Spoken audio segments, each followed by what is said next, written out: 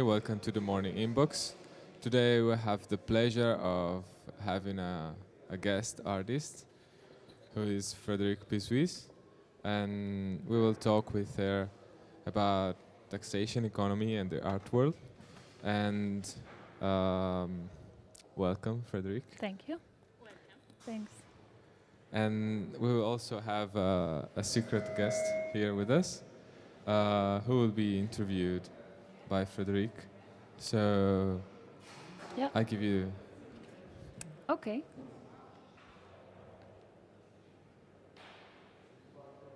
So yeah, welcome everyone tuning in on the radio and listening here live at Unseen Amsterdam. Thank you for the introduction and POIUYT for inviting me and to contribute to the radio show. For the next hour, we'll be talking to Richard, who's sitting next to me. Richard is a former gallery director of a large internationally operating gallery in London, Amsterdam, and Hong Kong. And he had this gallery for over 30 years until it recently closed down. And we will be talking about the world of tax evasion and the role of the art object within these structures. So, hello, Richard. Thank you for your willingness to be here. It's a real pleasure that you're willing to talk to us about all these objects.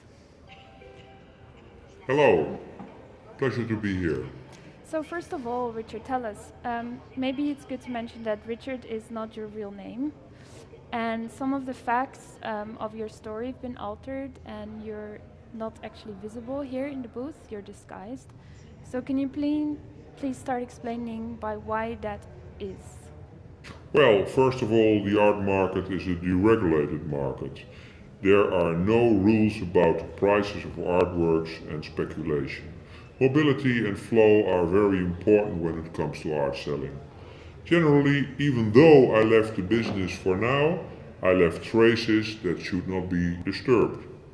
Okay, so since you're not in the system at the moment, I guess it's okay to speak. So let's start with the setup of your business. How was that structured, actually? Well, we had a space in London, Amsterdam, and Hong Kong.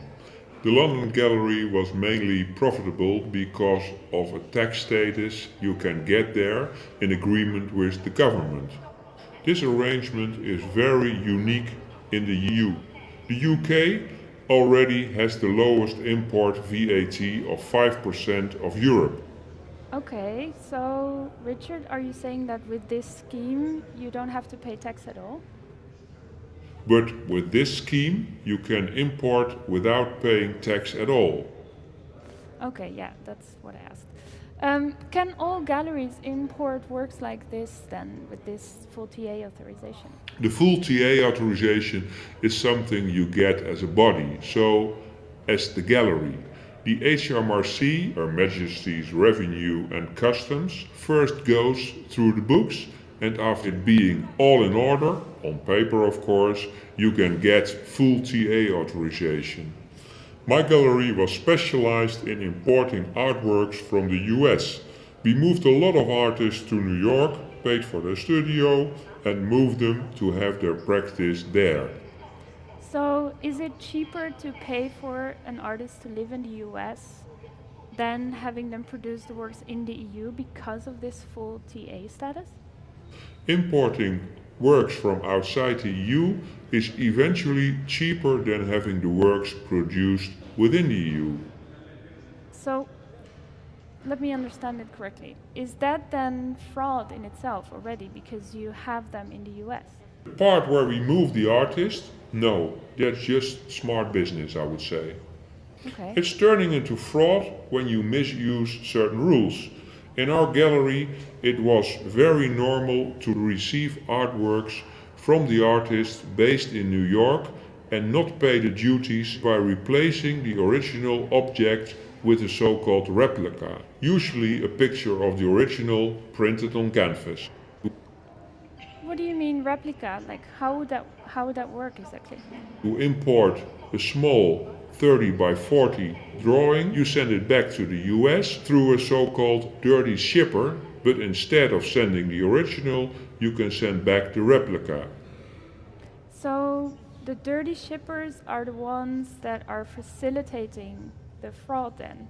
Or how does this replica fraud work?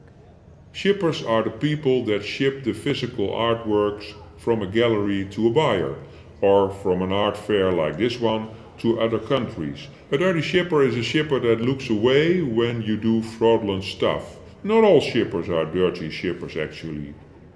I see. So some shippers are clean shippers then? I'm really interested in these replicas as well. Please talk more about it.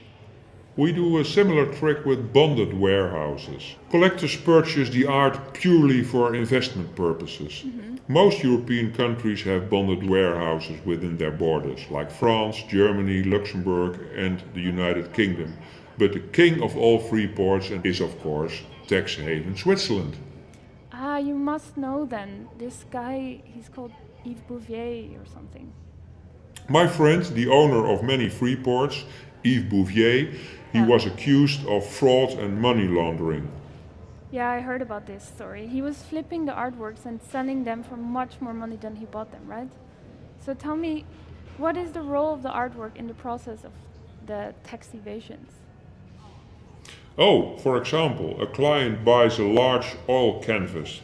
So we would tell the freeport, okay, you think you have the original, but actually you have a replica. And we need to swap them. You take out the original and replace it with a replica. So the fake one stays in Bond then pretty much forever? What happens in Bond stays in Bond, we used to say. Oh dear.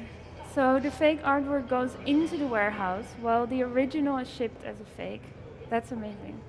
Like, does that only work for canvases or does it work like that with sculptures as well?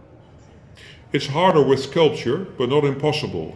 At customs and tax institutes, there's a lot of, let's call it, flexibility of what constitutes an art object.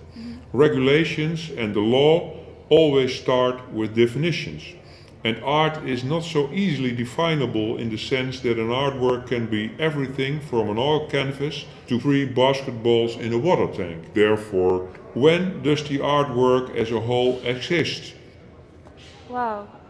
So you mean that customs, they recognize objects as sculptures, but they're items not necessarily recognizable as art, like basketballs or maybe a video on a USB stick.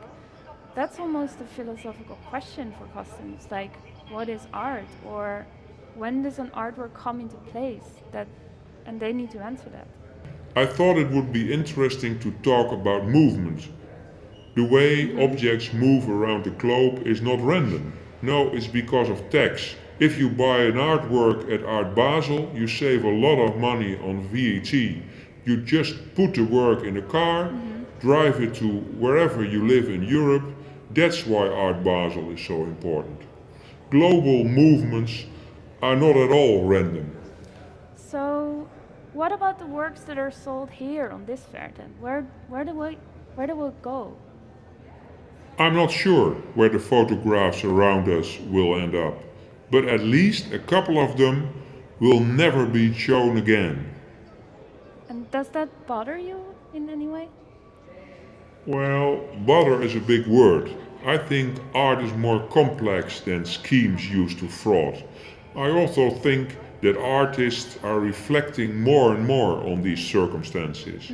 You see a lot of counter movements, all unsellable and maybe more interesting than sellable objects. Objects and thinking about objects are two completely different things, and objects are stable. Thinking is unstable. So what Richard is saying here, but correct me if I'm wrong, is that the art object, once it's in a free port, is stuck or stealth, while the ideas surrounding the object can move freely, maybe. Like, in a certain way, the object is unnecessary for the ideas to flow around. I quite like that thought, actually. And maybe on that end, it's a good, on that note, it's a good way to end this conversation. So I would like to thank you, Richard, for, talking about tax evasion in the art world. There were some really interesting insights. Thank you. You're very welcome.